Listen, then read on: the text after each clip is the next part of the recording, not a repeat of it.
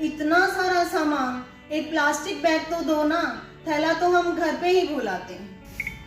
Office से लौटते वक्त सामान लिया तो बैग नहीं था मेरे पास। मेरी शॉपिंग अनप्लान थी तो मैं नहीं लाई। घर से बैग कैरी करने में बहुत प्रॉब्लम है। पानी लेना है तो प्लास्टिक की बोतल में ही मिलता है। चिप्स और नमकीन दोनों ही प्लास्टिक रैपर्स में आते हैं।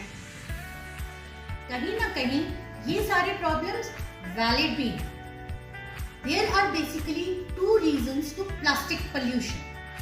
Number one are the wrappers, plastic wrappers. आप मैगी खरीदते हैं, बिस्किट्स खरीदते हैं, चिप्स लेते हैं, टॉफीज लेते हैं, all these are contributing towards plastic pollution.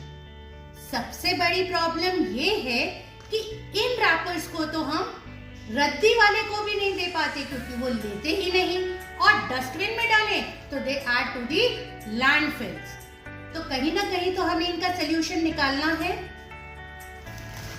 दूसरा है plastic bottles.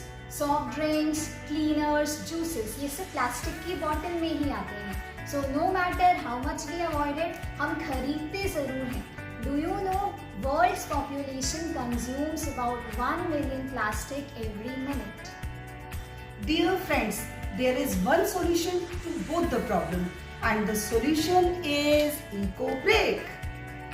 These are the blocks in which we can use such material which cannot be recycled. For example, we can use straw, we can use wrappers, we can use polythene, packaging material, etc. So let's see ये eco bricks कैसे बनाएं। आपके घर में जो भी plastic के rappers आते हैं इनको फेंकिए नहीं, इनको क्लीन करके सुखा लीजिए और फिर किसी भी पेट बॉटल में इनको इंसर्ट करना शुरू कर दीजिए।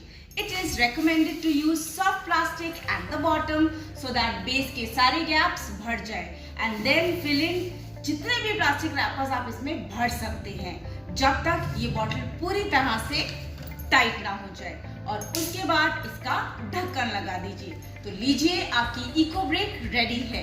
Isn't it that simple?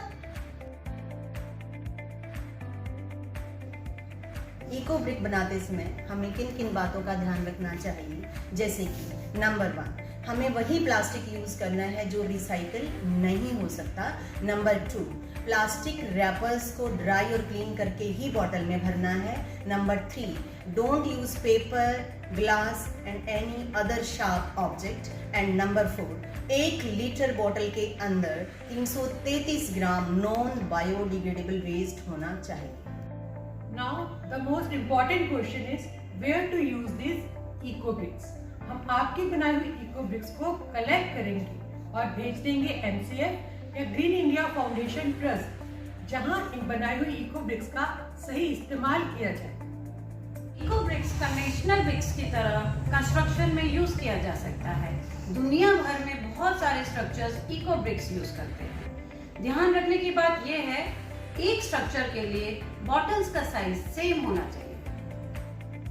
तो सोचे नहीं और शुरू हो जाएं।